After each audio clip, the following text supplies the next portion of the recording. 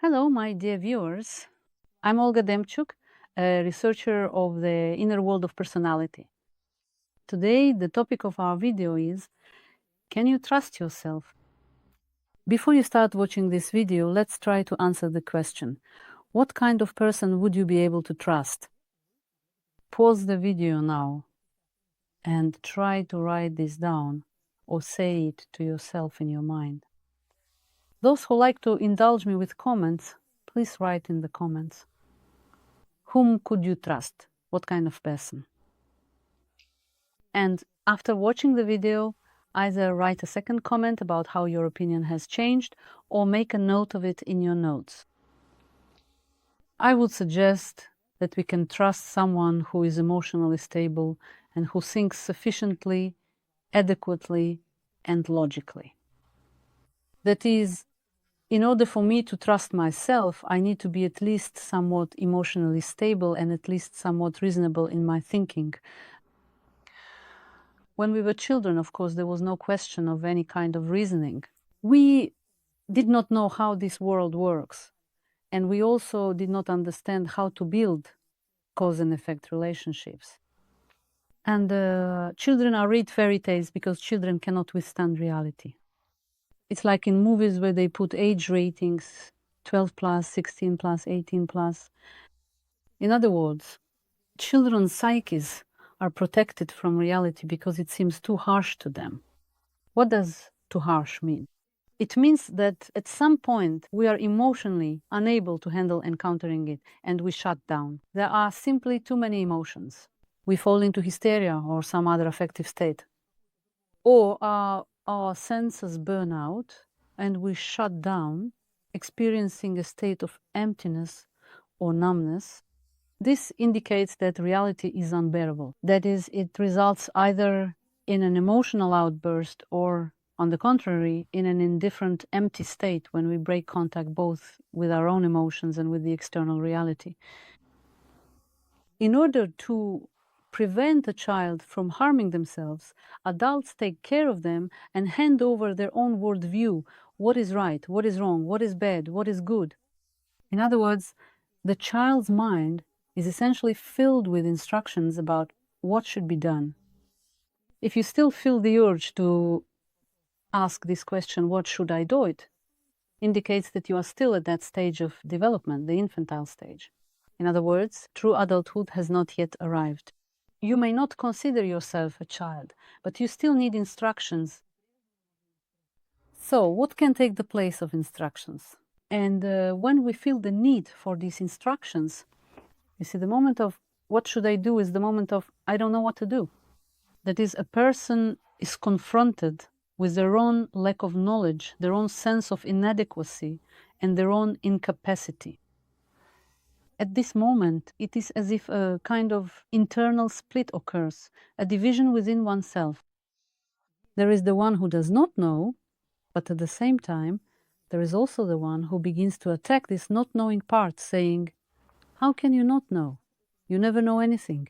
How much longer can this go on? You've already read so many books, watched so many videos, you're already this old, you've already had so many experiences in your life.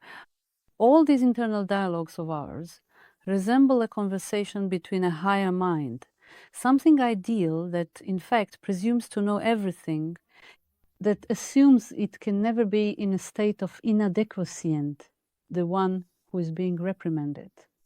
Of course, we could call this the adult and the child, but by using such terminology, we limit our understanding, we put things into boxes. Let us set aside adult-child theory and instead describe this split using words that help us reveal the essence, the true nature of this process. That is, there is something ideal and there is something inadequate. Many people have already begun this internal dialogue, but they do not realize that they are already engaged in it. Their eyes start darting around, they may freeze up, or on the contrary, become hurried.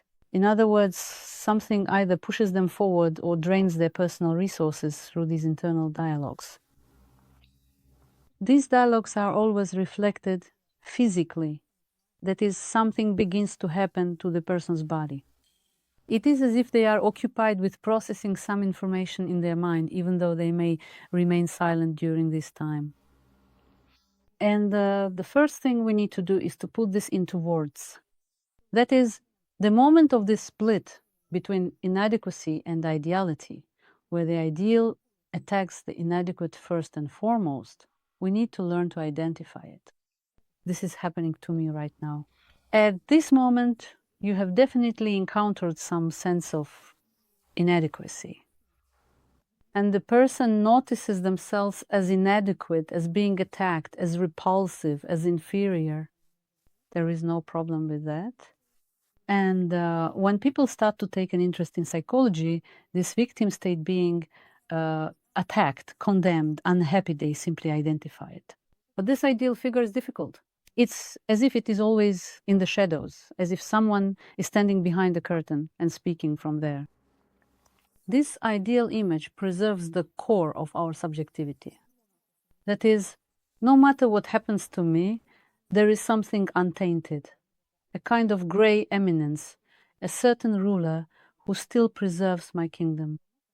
This is the kingdom of subjectivity.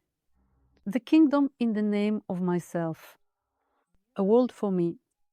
A world in which I do not make mistakes. A world in which I receive everything I desire. A world that is safe. A world in which I rule. A world that I understand. That is, without noticing this ideal figure, without analyzing it, we still somehow preserve a secret possibility that eventually everything will go my way. When a person has not passed this stage of evolution, when these internal dialogues remain between something ideal and something inadequate, they will behave in a similar way with others. I think those who have been watching my YouTube channel for a long time will remember the video about the little big chair. Remember when we said it's hard to be equals? If someone constantly talks to themselves in this way, it becomes very difficult to truly connect with others on equal terms. It's as if they are always choosing which chair to sit on next to this person. This emotional intolerance of inadequacy, of feeling insufficient, is clearly visible in the comments. When someone describes their problem and then advisors or those who directly tell them what to do, rush and leave, come back, leave your husband, quit your job, and so on and so forth, this is exactly that figure from behind the curtain that I am talking about. Or they start to pity the person and speak to them as if they are somehow deficient. In other words, if this split exists, if this stage of evolution has not been completed, the person will keep switching roles. At one moment, they are the one who feels inadequate, asking, "Tell me what to do." And at the same time, they are also the one who likes to tell others what to do. So if we see a subservient personality, it means that under certain circumstances, this person will sit on a high chair and start giving orders. The one who submits, who is servile, is also the one who commands.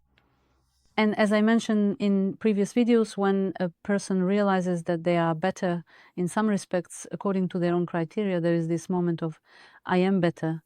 Even here, a person may have been better, but then they stumbled, fell, faced a problem, became ill, or lost someone. At that moment, I feel that I am superior. I cannot resist taking this arrogant position. Let us return to the internal dialogue. That is, what happens in the external world is merely a consequence of internal processes. In the internal dialogue, when a person finds themselves in some kind of inadequacy, these conversations, so instructive and punitive always, carry the context that the person is not very smart, almost a fool. This is how people scold themselves. You idiot, you fool, you half-wit, you're abnormal. You see, everything revolves around the mind. I chose the most polite term, not smart enough. A bit short on brains. That is, they are not smart enough to solve their problem. They are not smart enough to avoid making mistakes, not smart enough to stay out of trouble. And at this moment of encountering inadequacy, a person may simply not get what they wanted. For example, events do not unfold the way they had planned. Here, what actually happens is less important than recognizing the recurring nature of this state, the state of the fool who is being lectured by someone.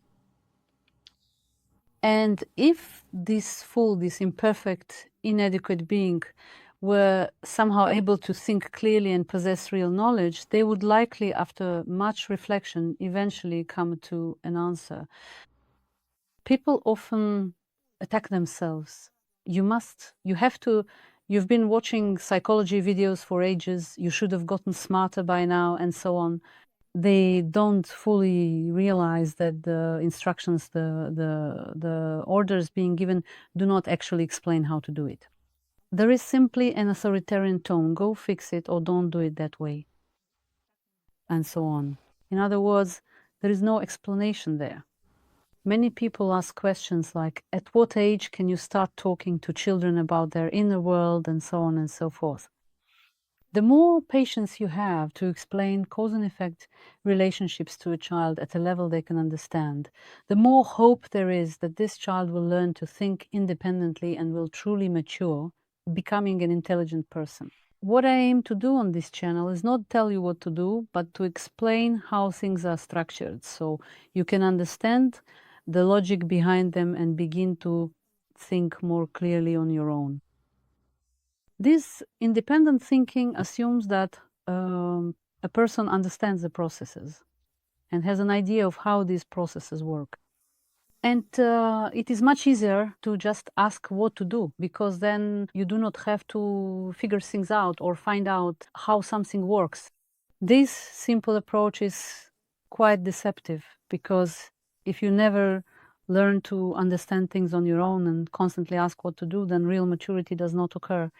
Most people, in quotation marks, grow up in exactly this way. They are constantly collecting instructions on how to do things the right way.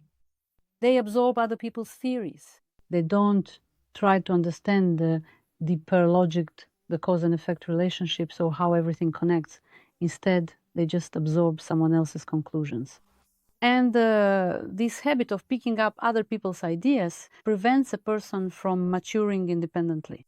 A person also turns to this when answering certain questions. For example, I work with groups. Initially, a person does not look for the answer within themselves, so to speak, this fool in quotation marks, but instead turns to this idealized self, which serves as a kind of library of other people's theories about how to answer correctly. And if you ask such a person to elaborate on their thought, you will encounter emptiness. The person is unable to explain cause and effect relationships. It seems as if they can only quote someone else's thoughts. And this lack of development of the real self, since only the real self can become an adult, and only the real self can be trusted, creates this impossibility of turning to oneself in situations that are not according to plan. That is, when one finds themselves at a loss. And in a state of inadequacy, it is precisely on an emotional level that the person cannot withstand this tension. In other words, they are unable to endure inadequacy or a lack of understanding. If they were to learn how to endure it, they would gain the hope of forming their own perspective. Instead, they escape into this ideal self, which is dissatisfied with the one that is inadequate. That is, it is quite difficult to learn to endure moments of inadequacy, moments of misunderstanding, and moments of dissatisfaction with oneself without anger, without lecturing, and without giving instructions. But this is precisely the path toward developing self-reliance and trust in oneself. Let's summarize once again. So, emotional stability and mental adequacy, all of these internal attacks are actually about a lack of wisdom. In fact, we do not allow ourselves to become wiser because we identify ourselves with an ideal, all-knowing self. If there is something we do not know, we do not see it as a space of opportunity. Instead, we view it as a sign of inadequacy and incompetence. Emotional stability or instability depends on how much a person is fixated on themselves. If a person is excessively fixated on themselves, they will constantly experience excessive emotions. they will not have the opportunity to remain in a more or less calm state. And this gray eminence standing behind the curtain, who is waiting for the kingdom in my name, does not allow us to remain in a more or less calm state, in contact with external reality and other people, because immediately there begins a rush to judge what is right, to evaluate, to determine who is better, who is worse, and so on and so forth. In other words, the person is not actually in contact with the real world. They put every thought through their own mental machine, measuring, comparing, analyzing endlessly. And the path to relying on oneself lies precisely in understanding these processes. It is quite difficult to develop this objective, observing gazes way of looking at reality. At this moment, a person feels as if they are losing the right to judge, to pardon, to label others as good or bad. That is, you see, relying on oneself is directly connected to what we choose as our standard. If our standard is our own subjectivity rather than the truth, then a person seems unable to trust themselves or rely on themselves. Because when we begin to think, we no longer have the opportunity to manipulate the facts as we wish. That is, at this moment, it is as if we must renounce the desire to invent our own cause and effect relationships, to label someone as good or bad. We have already decided to think logically, to think in terms of cause and effect, and we lose our power over reality. But at the same time, we truly become rational beings who can trust themselves. Many people try to treat feelings of inferiority or address other issues. But in reality, the work needs to be done with what is hidden in the shadow, what is so unbearably difficult to let go of.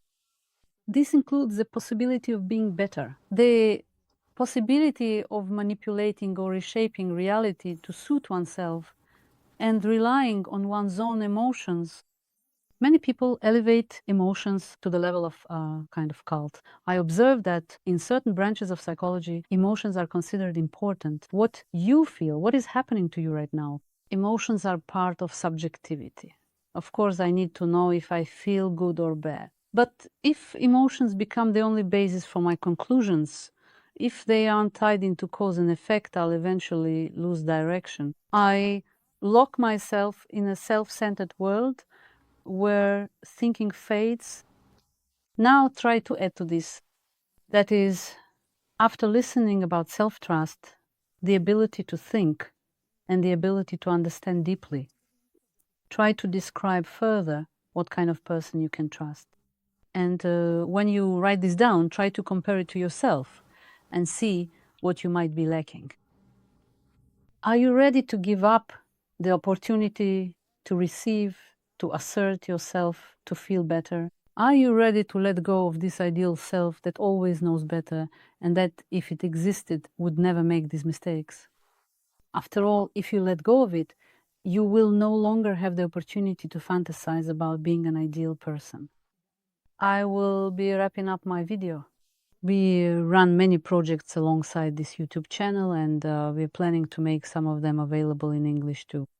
I have written 2 books on the subject of the inner world of the individual, the first of which is now available in English as an ebook.